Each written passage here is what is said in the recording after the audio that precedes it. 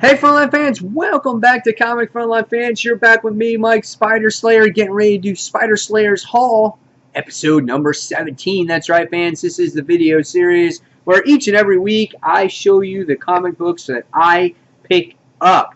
And this week was kind of a heavier week for me. I have a total of, I think, around 16 or 17 books that I wound up picking up. Maybe a couple indie books and some DC and a few Marvel. So a nice little bit of a mix of things. So without wasting any time, let's just jump into this week's haul, everybody. Here is the bag, nice and boring, black bag. The comics are inside. Let's open it up and see what we have now. All right, so yes, here is the stack, or if you want to see it that way, that's the amount of books. Bag goes on the floor, and the first thing that we're going to be talking about today is Justice League issue number 1. That's right, fans. 2 covers to this one. Had to do the Tony S. Daniel cover. I love his artwork. The interior artwork in this book is really well done. Also, here you get to see a Wonder Woman and whatnot. I did read this book and did do a review on it already, right here on Comic Frontline. So if you guys want to check that out, just look for the Justice League review. It's a few videos back, and I'll give you my thoughts on this particular issue. So Justice League issue number 1. One thing I can say is that Hitch has some large shoes to fill now that Jeff Johns is no longer on Justice League. Alright, next goes to another DC book, and that goes to Superman issue number 3. Awesome cover. Right? It's Eradicator Superman on the cover. Really badass. Just reminds me of old school Reign of Superman. He's got his mouth open. Looks like he's going to fire like this ray beam. He's got those cool like Terminator glasses. This series is just really awesome right now. Artwork is really well done, I think, personally. Here we have John in there as well, wearing the Superboy costume. I love what's going on with DC and their Superman comics. They've just got the character right back on track again. So this is Superman issue number 3. All right, next we have Star Wars issue number 21. The last story arc of Star Wars for me was absolutely horrible. It was the worst arc in the series, and unfortunately the artwork didn't make the mark either for me. So let's hope that it turns around here. Love the cover. It's got a whole bunch of stormtroopers on there. And when you do open up the book, the artwork I can see already is improved.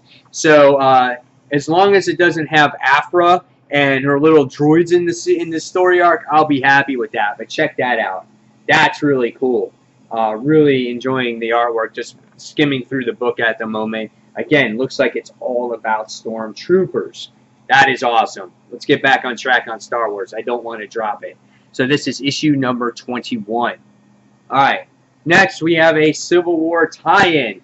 And that one goes to Spider-Man issue number 6. Where's Miles Morales fit in the whole Iron Man versus Captain Marvel, the Hulk is dead situation? I don't know. Hopefully we'll find out. Last issue we got the close of a particular story arc when it came to what's it called, with Miles and Gold Balls and Black Cat and everything like that.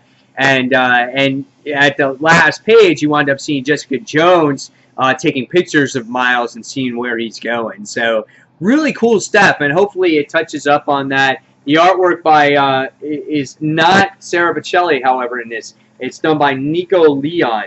So the artwork is going to be different when you're skimming through this book. It's a little bit different, but it's not bad. Here's a nice little picture when you look through it of Jessica Jones spying on Miles. So looking forward to it. Spider-Man 6 Civil War tie-in. Alright, next we have the Scooby Apocalypse issue number 3. I like Scooby-Doo. It's just this modern take on what we've known and loved for the characters, except the apocalypse has actually happened, and our friends here have to kind of save the day and figure out the mystery. Hopefully they will solve the mystery and it moves forward. Love the interior artwork in the series. I think it's a lot of fun. There tends to be a little bit, maybe too much dialogue at times, over-explaining certain situations. But overall, I do like the series, and I think it's drawn beautifully. You know, DeMatteis, I think, does the actual, is it artwork in this one? Yes, I think so. Nevertheless, it is a good series, one of my favorite of the Hanna-Barbera comics right now. So, Scooby Apocalypse issue 3. Next is issue number 9 of Nova. This is another tie-in to Civil War. Where it ties in, we'll see. This has a lot to do with, again, Nova searching for his father, as most of his series has been, whether it was Series 1 or Volume 1 or Volume 2. And I'm sure it's going to continue here. Somehow it will tie into, I'm sure, Civil War one way or another by a mention of Carol or by a mention of Ulysses or something like that. Some of the tie-ins in the series have been pretty kind of weak, but I like Nova overall as a series. So this is Nova issue number 9. Alright, next we have independent comic, Manifest Destiny, issue number 21, part 3 as Sasquatch, as we get to see our crew looking for like these Bigfoot creatures that have one eyeball. And some crazy stuff's been going on in this series. I'll show you, for instance, because the creatures kind of killed one of the guys in the last issue. This is what the monster looks like right here. And you're just kind of like, holy cow, what is this crazy creature? And that's what this book does best. It creates these off-the-wall monsters that you just would never seen or think of. It just, the imagination here by Chris Dingus is outstanding. And then Matthew Robertson and Genie, just they bring it to life, you know, really good book. So this is Manifest Destiny, issue number 21. All right. Next is Green Arrow, issue number 3.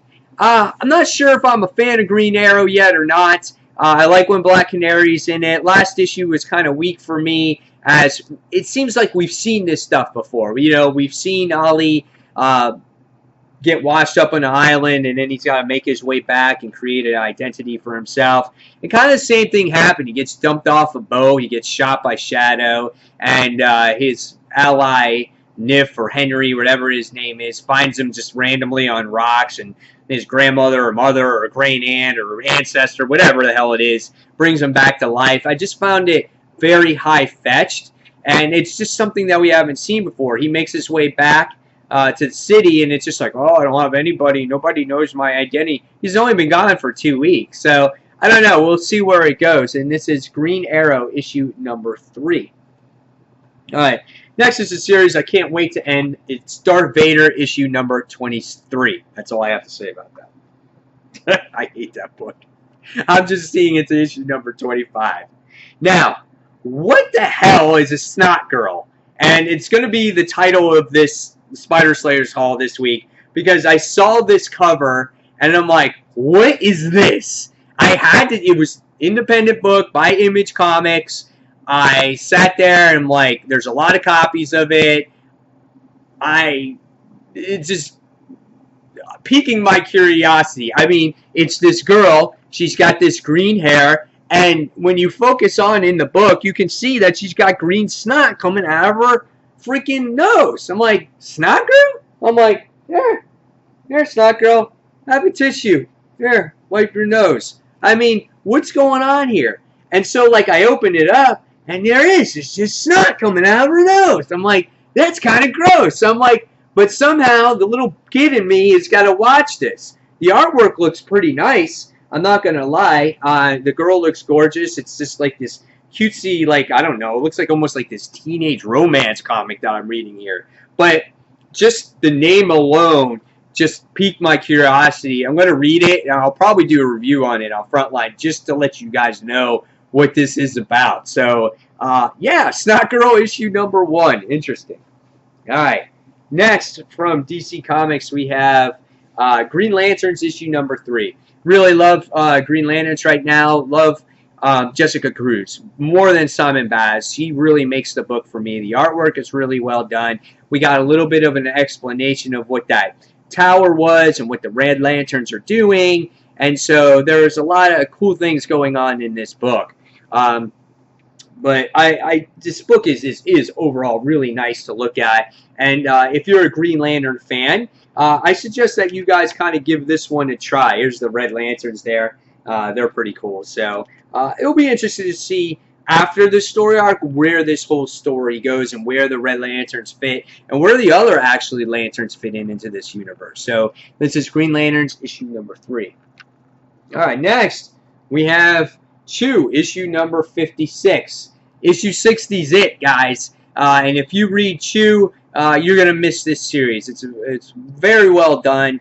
If you guys have never read it before, it's about a guy who sits there and he can eat a piece of meat and he can figure out where it came from, how it was processed, what plant or farm it came from. Same thing. That's how he solves crimes. It's like there's a bloody ear there and he's getting ready to eat it to find out, you know, who killed the person or what happened or what weapons they used. And it's a really good book. And it's not all serious all the time. It's really a funny book in many ways. So Chew, issue number 56, if you can, you know, read it in trade and slowly read a trade at a time, I think you guys would really love this. John Layman is awesome. I will definitely miss it when it's over. This is Chew, again, issue 56. All right, next we have Batman, issue number 3. Gotham and Gotham Girl. Who are they? Where'd they come from? Batman seems very trustworthy of them.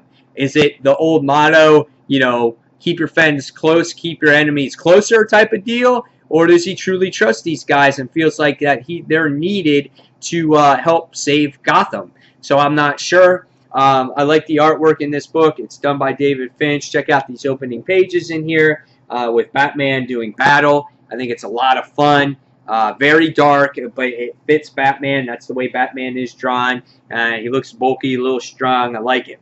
So this is Batman issue number 3. All right. Next we have Thunderbolts issue number 3. Really love the first issue.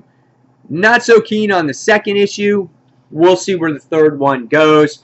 And the whole thing with Kobek, how is she going to fit into this whole thing? Because now you know she's working with Red Skull, and you know he's manipulating her and whatnot. So how does the whole thing fit in? I like the artwork. Looks pretty cool. Kind of reminds me of Rob Liefeld a little bit. But the artwork's okay for me. There's a lot of action going on in this book. That's where it seems to happen all the time in this book. But we'll see where it goes. And I'm going to continue reading it no matter what. Because I like the Thunderbolt series. I like the idea of the series. And so this is issue number 3. They're facing the Inhumans. Next is a book that's highly anticipated for a lot of people. And that's Birds of Prey Rebirth. So this is... I'm highly excited for this one because I've never read Birds of Prey, period, before the New 52 even came out. So this will be good for me to see where these characters are, how they've joined together, why the team is formed. There's a lot of things here that I'm truly interested in. Can't wait to read it. Hopefully it's one of the better books of the week. When I open it up and I look at the interior art, it looks pretty cool. I like the action sequences already. Especially when you have Barbara sitting there in the opening page just kicking ass and taking names. I like that. That's really awesome. And then she sits there and takes a selfie of herself and the battle that has happened. So looking forward to this one. So this is Batgirl Birds of Prey Rebirth. All right. Next we have another Civil War tie-in. And this is All New Wolverine issue number 10. Not sure why it's $5. I don't know, because it's just a tie-in. But nevertheless, it makes for a good-looking issue here, as it looks like you have Old Man Logan versus Laura X-23, or formerly known as X-23. I'm interested to see what happens with this book. I've always been a fan of this issue. Love Tom Taylor's writing in here. Artwork is pretty good overall. Just showing you a little bit of the artwork in here. Just a lot of fun. Look at Logan in here. He's just like, oh yeah, what's up, bub? So yeah, it looks like it's going to be a lot of fun. So All New Wolverine Civil War II tie-in issue 10. Milestone issue for Marvel these days, issue 10s. And then last but not least goes to Aquaman issue number 3. Love the first issue. Then the second issue, it kind of just like, it ended. And I'm just like, okay. And now issue number 3, I'm going to see where this one goes. And this could possibly be the first DC Rebirth title that I drop. Aquaman is not my favorite character in the world, and the story, the first issue had for a very interesting, intriguing story, and being that wrapped up so shortly with Black Manta, I thought there was going to be more of a ploy with him, like setting people up to fail or to make them look like the bad guys. Instead, he just blows up the whole embassy, and then he turns himself in, and then that's it. And so in this issue, I'm not sure where they're going with it, but they got a lot of army stuff going on. So I don't know. I'll give it an honest try. I'm not keen on the artwork. It always seems to be a little bit consistent when you're reading it. Aquaman looks a lot younger in this issue than he did maybe in the cover or whatnot. So I don't know. We'll see. And it has a lot of Mirror and Aquaman in there. So we'll see where it goes. Again, I'm giving these books honest tries. So and that's it. So there you guys have it. There is the haul for the week. Hopefully you enjoyed it. Now it's your turn to keep the discussion going in the comments below and telling me what books you got for the week, which ones you're most excited for, some that you're not so excited for, maybe some DC books that you might be thinking about dropping, or even Marvel books that you're thinking about dropping. So again, fans, thank you for watching Comic Frontline. Don't forget to check out all the other Frontliners comic book reviews and hauls and our live shows. And fans, this is Mike Spider Slayer signing off, and this has been Spider Slayer's Haul, episode number 17. Take care, fans. Bye.